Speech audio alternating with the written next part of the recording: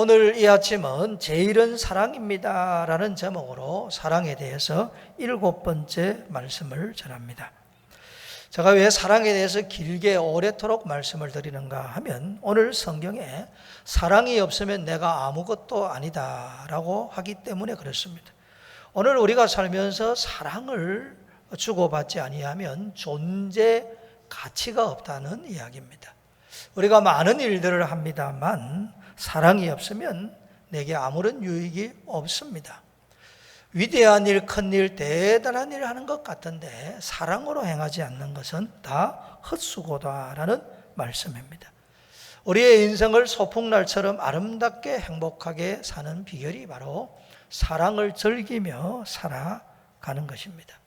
우리가 가정을 세운다라고 할 때 집을 사거나 옷을 사는 것을 전적으로 이야기하지 않습니다. 우리가 가정을 세운다라고 할 때는 가족들이 다 사랑하는 공동체로 세운다라고 말할 수 있습니다. 교회도 마찬가지입니다. 우리가 교회를 세운다고 했을 때 예배당을 건축하는 것만 집중할 수 없습니다. 교회가 사랑의 공동체로 견고히 서는 것이 교회를 잘 세우는 것입니다. 우리는 하나님의 사랑을 받을 자격이 없는 사람이었습니다. 죄인으로 태어나서 죄를 먹고 마시며 살았습니다. 우리가 아직 죄인이었을 때에 하나님께서 우리를 불쌍히 여기셔서 그의 독생 성자 예수님을 주셨습니다. 예수님이 우리를 위하여 십자가에 죽으셨습니다. 받을 자격이 없는 우리가 예수님의 십자가의 사랑을 받았습니다. 참으로 감사한 거죠. 그래서 사랑하는 사람은 주님을 아는 사람이고 사랑할 줄 모르는 사람은 주님을 모르는 사람입니다. 우리가 주님을 알고 주님을 정말 나의 하나님으로 고백하고 구주로 고백한다면 우리는 사랑하며 살아야 됩니다. 인생이라는 것은 사랑하기에도 굉장히 짧은 시간들만 가지고 있습니다.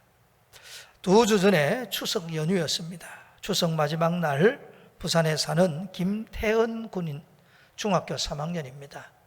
교통사고를 당했습니다. 교통사고를 당해서 119가 와서 심폐소생술로 그 학생을 살렸습니다. 그러나 좌측 뇌를 심하게 다쳤습니다. 그리고 뇌사 판정을 받았습니다. 이 임태영 군은 공부를 꽤 잘했다고 합니다. 전교 1, 2등을 다툴 정도로 수재였고 모범생이었고 또 스포츠도 좋아했다고 합니다. 친구 관계도 좋았다고 그래요. 그런데 이 뇌사 판정을 받아 더 이상 소생할 가능이 없게 됩니다. 그의 아버지가 결단을 했습니다. 아들의 마지막을 다른 사람들의 생명을 살려야 되겠다라고 결심하고 이 아들의 장기를 기증을 했습니다. 심장, 폐, 간, 췌장, 좌우에 있는 신장까지 기증을 해서 7명의 생명을 살렸습니다. 그리고 그의 아들의 피부를 기증함으로 많은 사람들에게 삶의 기쁨을 주었습니다. 이렇게 해서 중학교 3학년 되는 10대의 아이가 세상을 떠났습니다. 그의 아버지가 마지막으로 남긴 말이 이 말입니다. 사랑한다라는 말을 많이 해주지 못한 것이 많이 후회가 됩니다. 아버지는 아들이 오래 살 줄 알았겠죠. 그런데 그리 되지 않았습니다.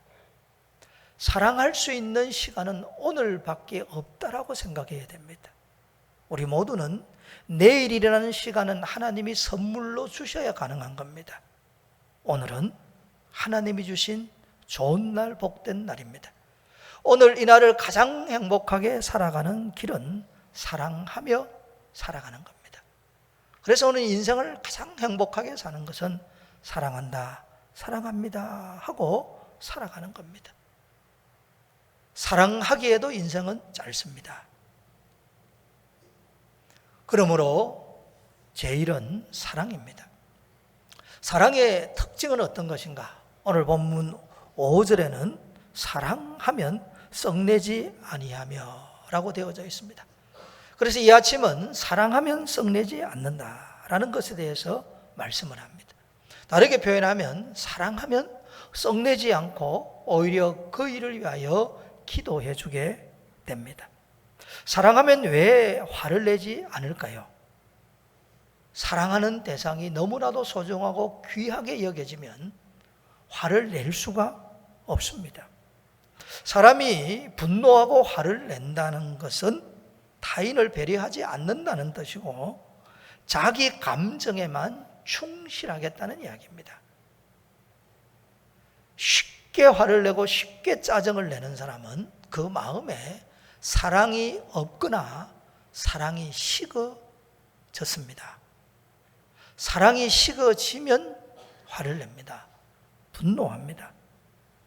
달리 표현하면 화를 내고 분노를 낸다는 것은 매사가 자기 중심적이라는 이야기고, 분노를 표출한다는 것은 잘못된 자존감을 표출하는 것입니다. 속으로 화를 차곡차곡 재어서 마침내 폭발하는 사람이 있고, 그리고 화나는 상황과 사람을 보면서 순간순간 참지 못하고 화를 내는 사람이 있습니다. 그런데 문제는 사랑해야 될 사람을 사랑하지 못하고 화를 내게 되면 좋은 관계가 깨어집니다. 아무리 좋은 관계라도 만날 때마다 화내보세요. 가까이 안 옵니다. 제정신 가진 사람들은 곁에 안 있으려고 그래요. 만나면 짜증내는데 뭐 좋다고 만나겠습니까? 그러니까 화를 벌컥벌컥 내면 좋은 사람 다 잃어버리게 됩니다. 그리고 화를 계속 벌컥벌컥 내면 하나님의 의를 이루지를 못합니다. 하나님의 의를 이루지 못한다는 말이 다르게 표현하면 하나님 앞에 존귀하게 쓰임받을 기회가 날아가 버립니다. 그리고 화를 내면 결국은 내 생명에도 지장이 있습니다. 사람의 마음속에 우라가 계속 차면 그 우라가 마음과 육체를 병들게 만듭니다. 싸나운 사람들이 훨씬 더 마음의 병 들기가 쉽습니다. 이 동물의 세계에도 싸나운 짐승들이 좀 빨리 죽거든요. 화를 내면 관계가 깨어지고 하나님의 의를 이루지 못하여 쓰임받지 못하고 결국은 내 인생을 내가 망치게 만듭니다. 가장 대표적인 사건이 창세기 4장에 나옵니다. 아담과 하와가 가인과 아벨을 낳았습니다. 가인과 아벨이 장성하여 하나님 앞에 제사를 드립니다. 가인은 땅의 소산물로 하나님 앞에 제사를 지내고 그의 동생 아벨은 양의 첫 새끼로 하나님 앞에 제사를 드립니다. 하나님께서 가인의 제사는 받지 않으시고 아벨의 제사만 받았습니다. 그러자 이 가인의 안색이 변해버렸습니다. 안색이 변했다는 것은 마음의 분노가 가득 차서 안면의 근육이 경직되었다는 이야기고 얼굴빛이 싸납게 변했다는 이야기입니다. 이렇게 되면 악을 저지르게 됩니다. 하나님이 가인을 불쌍히 여기셔서 말씀하십니다. 가인, 그대가 분하는 것이 어찌 됨이니냐? 안색이 변하는 것이 어찌 됨이니냐? 라고 말씀합니다. 이 말씀은 가인으로 하여금 자기를 돌아보게 만드는 겁니다. 지금 가인이 하나님께서 자기의 재물을 받지 않은 것은 자신의 잘못입니다. 믿음으로 제사를 드리지 않아서 그런 것이거든요. 그러면 하나님, 내가 믿음으로 제사를 드리지 않아서 재물을 받지 않으셨군요. 하나님 앞에 제가 잘못되었습니다. 회개하고 뉘우치고 그리고 아벨처럼 믿음으로 제사를 드리면 됩니다. 그래서 하나님께서 어찌하여 분노하느냐라고 말씀하신 거예요. 그래도 이 가인이 얼굴을 풀지 않습니다. 여전히 경직된 상태에서 마음속에 분노가 가득 찼습니다. 다시 한번 자비의 하나님께서 가인에게 말씀합니다. 그대 앞에 죄가 엎드려져 있다라고 말씀합니다. 지금 가인 앞에 죄가 엎드려져 있다라는 말씀이 뭐냐면, 가인으로 하여금 미움과 경쟁의 마음으로 분노해서 악을 행하도록 하려고 하는 마귀가 틈을 타고 있다는 이야기입니다. 그래서 하나님이 계속해서 말씀하시기를, 죄의 소원은 너에게 있지만 너는 죄를 다스리라 라고 말씀합니다. 분노함으로 악을 행하려고 하는데 그 마음을 빨리 정리해라는 이야기입니다. 이 죄를 가지고 있으면 안 되고, 이 죄가, 이 악이 악한 행동으로 나타나지 않도록 마음을 잘 다스리라는 이야기입니다. 마음을 다스리라는 말씀이 가인에게는 어떤 말씀이냐면, 분노를 지금 버리라는 이야기입니다. 아벨은 동생입니다. 사랑해야 될 대상입니다. 그러면 사랑해야 되거든요. 근데 마음에 분노가 들어온 거예요. 아벨을 죽여버리면 하나님이 나를 받으시겠지라고 생각했을 것 같아요. 왜 아벨의 제물과 제사는 받고 내 것은 받지 않느냐는 거예요. 그래서 아벨에 대한 분노가 생긴 거예요. 이걸 다스리라는 겁니다. 미워해야 될 대상이 아니고 사랑해야 될 대상이고, 내가 아벨을 미워해야 될 것이 아니고 내가 나를 미워해야 되는 거예요. 왜냐하면 자신이 믿음 없는 제사를 드렸기 때문에. 그래서 하나님이 다스리라는 거예요. 죄의 욕망을 물리치라는 말씀이고 분노를 조절해라는 이야기입니다. 성경은 가장 중요한 것이 마음이라고 그래요. 그래서 무릇 지킬 만한 것보다 내 마음을 지키라. 생명의 근원이 이에서 나온다라고 말씀합니다. 우리가 마음 관리를 잘하고 마음을 잘 조절하면 생명의 풍성함을 누립니다. 그러나 마음을 잘 조절하지 못하면 죄와 악을 행하게 됩니다. 지금 가인이 마음속에 자기 속에 분노가 일어나는데 이것을 사랑으로 바꾸어 버리면 그는 새로운 삶을 살게 됩니다. 그런데 자기 속에 있는 이 분노를 조절하지 못하고 화를 그대로 내어버리면 심각한 문제가 생기는 겁니다. 그래서 주님이 다스리라고 말씀하시는 거예요. 그런데 가인은 다스리지 않습니다. 분노가 나는 그대로, 분노의 마음을 그대로 가지고 갑니다. 그리고 아벨을 들로 불러냅니다. 둘만 있을 때 가인이 아벨을 쳐서 죽여버립니다. 경쟁은 미움을 낳고 미움은 분노를 낳고 분노는 사람을 죽입니다. 오늘 가인의 마음속에 아벨은 내가 사랑해야 될 대상이라고 생각했다면, 그러면 분노가 접혀졌을 겁니다. 아니, 내 마음에 분노가 치밀어 오를 때 하나님 앞에 가서, 하나님, 미워하는 마음을 제하여 주시고 사랑하려는 마음을 달라고, 사랑의 마음을 달라고 기도했다면 얼마나 좋았겠습니까? 최초의 살인이 형제간에 일어났습니다. 최초의 살인이 분노에서 시작되어졌습니다. 하나님은 이 가인을 들어서 쓰지 않았습니다. 아담과 하와에게 셋이라는 새로운 아들을 주셨어요. 이 셋을 통해서 하나님은 구원의 역사를 새롭게 만들어 갔습니다. 결국 하나님은 분노하는 사람을 들어 쓰지 않는다는 말씀입니다. 왜? 화는 하나님의 의를 이루지 못하기 때문에 그래요.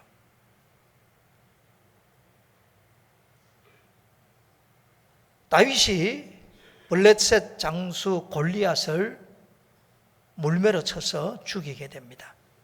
그 결과 이스라엘 사람들이 블레셋을 쳐서 멸하고 이스라엘이 승리하게 됩니다. 그러자 이스라엘 여인들이 나와서 사울이 죽인 자는 천천히요 다윗이 죽인 자는 만만이라고 다윗을 칭송을 했어요. 사울의 마음속에 다윗에 대한 화가 치밀어 올랐습니다. 다윗은 나라를 구한 사람입니다. 그러면 왕은 얼마나 고맙게 생각해야 됩니까? 그런데 이 사울왕이 다윗과 있을 때 자기 단창을 끄집어내어서 다윗에게 던져버립니다. 다윗을 죽이려고 한 거예요. 분노를 조절하지 못하면 나라를 구한 영웅도 죽이게 됩니다. 이게 역사적 사실입니다. 그런데 놀라운 것은 이렇게 분노를 조절하지 못하는 사울왕은 결국 블레셋과의 전투에서 자기 칼에 스스로 엎드려져서 죽습니다. 그리고 이 사울 왕의 왕관을 하나님께서 다윗에게 주십니다. 분노하는 사람은 하나님의 의를 이루지 못한다는 거예요. 더 이상 영광스럽게 쓰임받지를 못합니다. 잠언 12장 16절에 보면 미련한 자는 당장 분노를 나타내거니와 슬기로운 자는 모욕도 참는다라고 합니다. 그래서 어떤 사람이 위대한 사람이냐면 노하기를 더디하는 사람이 용사보다 낫습니다. 자기 마음을 다스리는 자가 성을 빼앗는 자보다 낫습니다. 오늘 가인이나 사울왕을 보면서 정말 분노라는 것은 하나님의 의를 이루지 못하고 분노라는 것은 내 인생을 스스로 무너지게 한다는 것을 알 수가 있습니다. 우리의 마음속에 상황이나 사건이나 사람에 대해서 분노가 치밀어 오를 때 내 마음을 조절해야 됩니다. 다스려야 됩니다. 아울러 사랑의 마음을 달라고 기도해야 되고 만나는 사람들을 사랑하는 사람이라는 것을 깨닫고 그 일을 위해서 간절히 기도해 주어야 됩니다. 1973년 10월 6일 날 중동에서 전쟁이 발발했습니다. 이스라엘과 아랍 진영 사이에 전쟁이 일어났어요. 이 전쟁이 일어나면서 석유값이 폭등을 하게 됩니다. 흔히 말하는 석유 파동, 세계 제1차 오일 쇼크가 일어나게 됩니다. 그게 1973년입니다. 이 석유 파동 때문에 많은 회사들이 또 전 세계의 경제가 굉장히 휘청거리게 됩니다. 그런 중에 일본의 이 이토추라는 종합상사는 석유 파동 그 시기에 그 회사가 급성장하게 됩니다. 이 급성장하는데 공헌한 사람이 누구냐면 세지마 루조라는 임원 때문에 이 회사가 급성장해요. 이 세지마 루조라는 사람은 일본 사람이고 그리고 아주 가난한 농부의 아들로 태어납니다.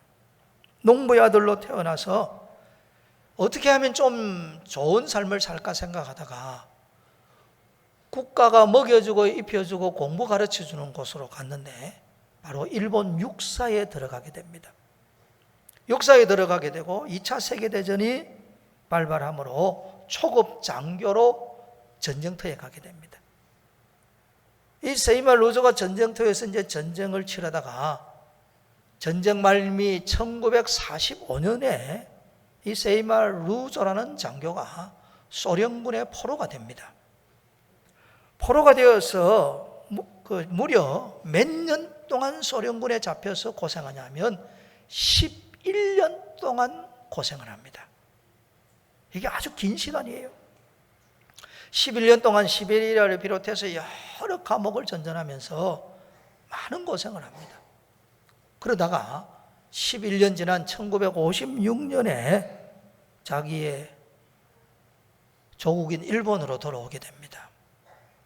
근데 11년 만에 돌아와 보니까 나라가 너무 많이 변해져 있는 거예요.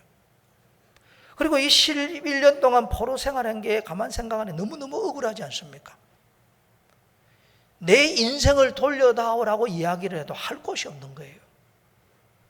그래서 세이마 루조는 이렇게 선택합니다. 잃어버린 내 시간을 어떻게 찾을 수 있을까라고 생각을 하다가 2년 동안 도서관을 다닙니다. 도서관을 다니면서 제일 중심적으로 한 일이 뭐냐면 자신이 포로로 있는 11년 동안에 일어난 모든 시문을 처음부터 끝까지 다 보는 거예요. 심지어는 광고까지 다 봐요. 11년 동안 지난 기간 동안의 신문을 다 보니까 이게 세상이 어떻게 돌아가는지를 알겠는 거예요. 그러다가 이제 이토추라는 이 회사에 취직을 하게 됩니다. 그렇게 해서 이제 나중에는 1973년에 임원이 된 거예요. 임원이 되면서 이분이 늘 신문을 보면서 국제정세를 보는 게 훈련이 되어버린 거예요. 그러면서 그 당시에 반드시 이스라엘과 아랍 사이에 전쟁이 다시 일어날 것이라는 것을 예측합니다. 그리고 석유 파동이 일어나기 전에 회사 고위 간부들을 상대해서 보고서를 제출합니다. 틀림없이 전쟁이 일어난다. 그러면 석유값은 파동이 일어날 것이고 석유와 관련된 제품들을 사면 이 기회에 회사가 급성장하게 된다는 것을 보고하게 됩니다. 그래서 비밀리에 이 회사가 석유를 사고 관련된 수많은 것을 사게 됩니다. 그리고 이 세지마 루소의 예언대로 전쟁이 발발하고 오일 쇼크가 일어나게 됩니다. 그렇게 나중에 이분이 이토추의 회장으로 있다가 그 회장으로 지내고 세상을 떠나게 됩니다. 여러분 11년의 전쟁포로 얼마나 고통스럽겠습니까? 그런데 그 11년의 세월을 억울해하고 분해하면서 이를 갈고 원통하게 가슴을 치고 그렇게 지냈다면 11년의 잃어버린 세월들을 생각하며 술을 마시고 지내고 국가에 대해서 이를 갈고 사람들에 대해서 원수처럼 대했다면 그 사람은 폐인으로 살다가 인생이 끝났을 겁니다. 이 사람은 자기 인생을 소중하게 본 거예요. 자기 인생을 사랑하게 된 거예요. 그래서 자신에게 주어진 삶을 충실하게 준비하다 보니 남은 생애를 참 나름대로 성공적으로 살 수 있었던 겁니다. 우리의 인생도 똑같습니다. 하나님은 우리의 상한 마음도 아시고 우리의 눈물도 아십니다. 우리의 형편과 처지를 다 아시는 거예요. 어떤 면에서 내가 지금 이렇게 고생하는 것은 내 부모 탓 같기도 하고 다른 사람 탓 같기도 합니다. 그러면서 마음에 자꾸 미움이 들고 분노가 치밀어 오르면 결국 내 인생을 내가 무너지게 만드는 거예요. 과거는 십자가 보혈로 덮어야 됩니다. 우리는 하나님 앞에 주어진 시간에 충실하게 살고 내 삶을 사랑하고 그리고 만나는 사람들을 사랑하며 살아야 됩니다. 이것만큼 아름다운 일이 없습니다. 아울러 우리가 살면서 분노가 치밀어 오른 일들이 혹 있을 수 있습니다. 그래서 에베소서에서는 그렇게 가르쳐요. 화를 내더라도 죄를 짓지 말고 분을 품더라도 해가 지기까지 품지 말라고 가르치는 거예요. 왜냐하면 마귀가 틈을 타는 거예요. 살다 보면 화나는 일이 생길 수 있습니다. 그게 인간사거든요. 그런데 화나는 일이 생길 때 여기에서 끝내야 되겠다고 멈춰버리면 마음의 분노가 사라지는 거예요. 그런데 그 화나는 마음을 가지고 계속 가면 마귀가 틈을 타서 무너지게 됩니다. 부부가 차를 타고 가다가 말다툼 할 수는 있어요. 그러나 이것이 길어지면 안 됩니다. 만약에 어느 정도 오고 가다가 저희는 내가 사랑하는 사람이야. 사랑해야 될 대상이야. 그렇게 생각하고 여러분 분노를 멈춰버려야 교통사고가 안 납니다. 그런데 분노 나는 대로 계속 화를 내면서 차를 몰면 어떻게 되겠습니까? 오늘 우리가 만나는 모든 사람들, 모든 사건들은 하나님이 은혜로 주셨다라고 생각하고 내 기준으로 화가 난다라고 생각할 때 그 시점에서 멈추어 버리는 것이 지혜입니다. 아라비안 나이트에 나오는 이야기입니다. 어느 사냥꾼이 자기 집에 있는 사냥개를 보물처럼 귀하게 여겼어요. 사냥하는 데 굉장히 도움이 되니까요. 이렇게 보물처럼 여기는 사냥개를 데리고 하루는 사냥을 하러 갔습니다. 가다가 동굴을 발견했습니다. 이 동굴에 뭐가 있는가 하고 들어가 보았어요. 그 동굴에 가니까 제법 깊은 구덩이가 있어요. 구덩이성을 들여다보니 이게 꿀이 있는 겁니다. 꿀을 찍어서 먹어보니 세상에 지금까지 맛보지 못한 꿀인 거예요. 그가 물을 마시기 위해서 염소 가죽으로 만든 이 물주머니가 있었는데 물을 쏟아버리고 그 물주머니에 꿀을 가득히 담았습니다. 그리고 이 꿀을 가져서 팔면 많은 돈을 받겠다 생각을 하고 이웃 마을에 자기가 아는 기름장수 집에 갑니다. 그런데 이 마을은 이 사냥꾼이 사는 마을과 기름장수가 사는 마을이 서로 국경을 두고 있었습니다. 그래서 국경을 넘어 이웃 마을에 간 거예요. 그 주인에게 이 사냥꾼이 꿀을 보여주니까 기름장수가 맛을 보고 기가 막히거든요. 흥정해서 그 꿀을 다 샀습니다. 이제 사냥꾼에 있는 이 물주머니에서 기름장수의 주머니로 꿀을 옮깁니다. 그러다 그만 꿀 한 방울이 땅에 똑 하고 떨어졌어요. 떨어진 걸 보고 파리들이 먹기 위해서 덤벼들었습니다. 파리들이 덤벼드는 걸 보고 참새가 파리를 잡아먹기 위해서 뛰어들었어요. 참새가 뛰어드는 걸 보고 기름장수의 고양이가 참새를 잡기 위해서 뛰어들었어요. 고양이가 뛰어드는 걸 보고 사냥꾼의 개가 고양이를 그만 물어버려서 죽여버린 거예요. 그러자 이 기름장수가 화가 나서 자기 집에 있는 칼로 사냥꾼의 개를 죽여버렸어요. 사냥꾼은 자기가 보물처럼 여기는 개를 기름장수가 죽여서 화가 났습니다. 그리고 총을 빼서 이 기름장수를 죽여버린 거예요. 엄격결에 사람을 죽였습니다. 사냥꾼이 국경을 넘어 자기 마을로 도망을 왔습니다. 그러자 이 기름장수가 있는 이 마을 사람들이 사냥꾼이 죽인 줄 알고 마을 사람들이 벌떼처럼 일어나서 사냥꾼의 집에 가 사냥꾼을 죽여버렸습니다. 그러자 사냥꾼에 있는 그 마을 사람들이 자기 마을 사람 죽였다고 또 벌떼처럼 일어나 이웃 마을에 가서 사람들을 죽였어요. 그래서 이 기름장수의 왕이 화가 나서 군사를 일으켜서 이웃 나라 가서 쳐서 전쟁을 치렀습니다. 수많은 병사들이 죽었습니다. 여러분, 고양이를 잃고 개를 잃었을 때 분노를 멈추어야 됩니다. 내 속에 있는 분노를 계속 둬버리면 결국은 하나님의 의를 이루지를 못합니다.